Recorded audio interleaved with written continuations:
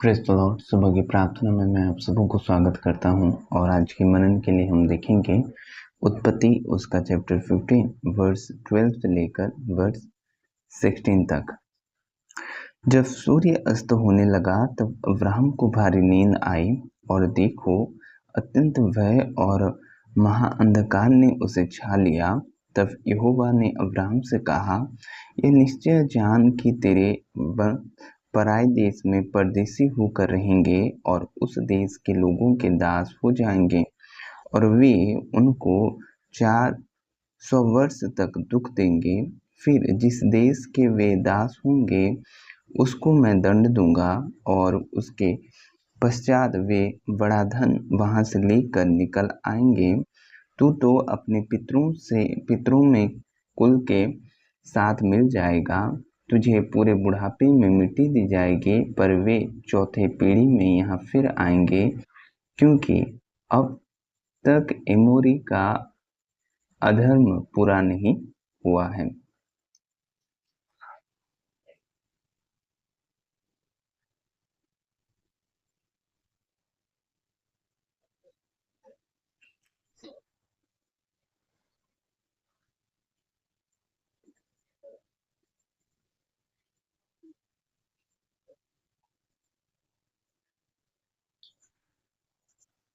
जब परमेश्वर अब्राहम को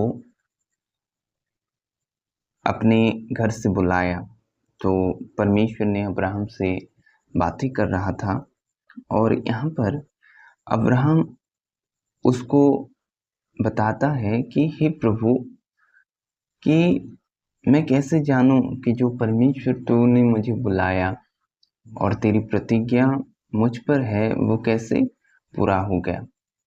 तो परमेश्वर ने कहा कि मेरे सामने क्या कर कि एक बलिदान चढ़ा। और परमेश्वर ने उसको ये कहा कि वर्ष 9 में यहोवा ने उससे कहा, मेरे लिए 3 वर्ष की एक कलोर और 3 वर्ष की एक बकरी और 3 वर्ष का एक मेढ़ा और एक पिंडुक और कबूतर का एक बच्चा ले। तो इन सबों को परमेश्वर ने चढ़ाने के लिए बोला, वेदी के ऊपर रखने के लिए। और तब पर अब्राहम ने क्या किया, परमेश्वर के वचन के अनुसार वो करा और वो पक्षियों को नहीं काटा, लेकिन जो और जो बलिदान थे जो परमेश्वर ने उसको चढ़ाने के लिए बोले थे वो बीच में वो काट कर वेदी में रखा। और अब्राहम क्या करता था कि उनको जब मांसाहारी पक्षी उन पर झपटने लग रहे थे तो अब्राहम उनको उड़ाने लगा। लेकिन जब अब्राहम क्या किया कि वो सूर्य जब अस्त हुआ तो अब्राहम को भारी नींद लगी और अब्राहम में क्या हुआ कि तब अब्राहम को भारी नींद आई और देखो अत्यंत भय और अंधकार ने उसे छा लिया। तो अब्राहम सो गया। जो भी प्रभु ने उसको चढ़ाने के लिए बोले उसकी रखवाली अब्राहम कर रहा था कि मांसाहारी पक्षी उस पर ना झपटे, और वो क्या हो गया, सो गया।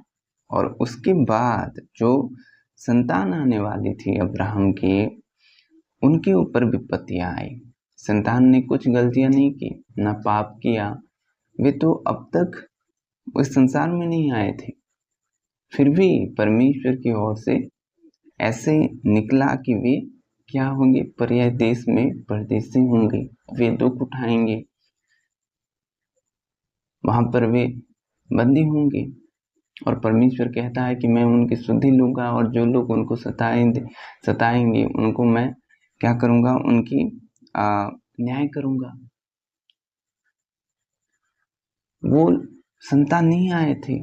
यहाँ पर अब्राहम जब सो गया, जो उसके काम था कि मांसाहारी पक्षियों को जो वेदी में जो परमेश्वर ने बलि चढ़ाने के लिए बोला था उसको वो जो मांसाहारी पक्षी से बचाएगा।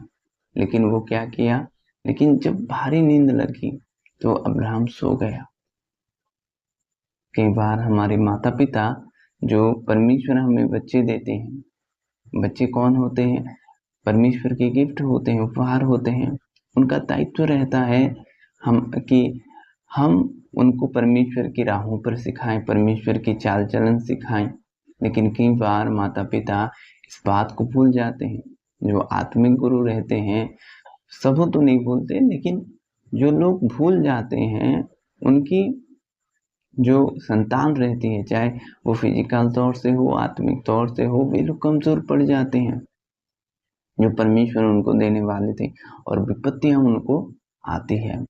तो यहाँ पर बहुत जरूरी है, जो माता पिता रहते हैं, पिता जो लोग रहते हैं, वो अपनी बच्चों के लिए ढाल बने, प्रार्थना का जीवन बिताएं, जागें अपने बच्चे के लिए।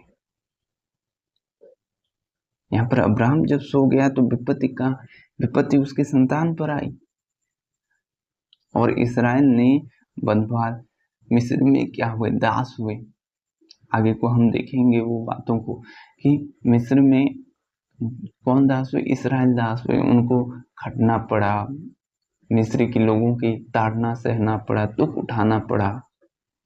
ये लोग पाप नहीं किए थे, वो तो संतान तो आए ही नहीं थे इन संसार में, लेकिन परमेश्वर ने क्यों कहा कि वे दुख उठाएंगे? इसलिए कि जब अब्राहम का कार्य यह था कि वो मांसाहारी पक्षी को उड़ाए, लेकिन वो क्या हो गया? सो गया। भारी नींद लगी उसको जब सूर्य अस्त हुआ।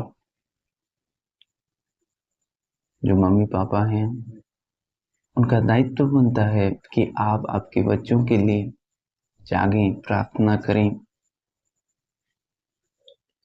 ये परमेश्वर आपको गिफ्ट देता है कि आप अपने बच्चों के लिए प्रार्थना का जीवन बिताएं, उनको सुरक्षा दे प्रार्थना में। प्रभु इस वचन से आप सबों को आशीष करें। आमीन। अभी प्रार्थना का समय है, मैं आपके लिए प्रार्थना करूंगा। पिता, मैं आपके लोगों के लिए दुआ करता हूँ। खुदावंद, हे प्यारे प्रभु, जो लोग माँ पापा हैं, उनके लिए प्रभु मैं दुआ करता हूँ कि खुदा, जो बच्चे उनको आपने दिए हैं खुदा, उनके लिए वे विनती करना ना छोड़ें खुदावंद। वे जो आपकी ओर से गिफ्ट मिला है खुदावंद, उसको संभालने के लिए, आपकी राहों पर चलाने के लिए एक जिम्मेदारी की प्रभु जीवन बिताए, अनुग्रह करें खुदावंद। प्यारे प्रभु, उनके जीवन बच्चे के ऊपर आशीष का कारण रहता है खुदा।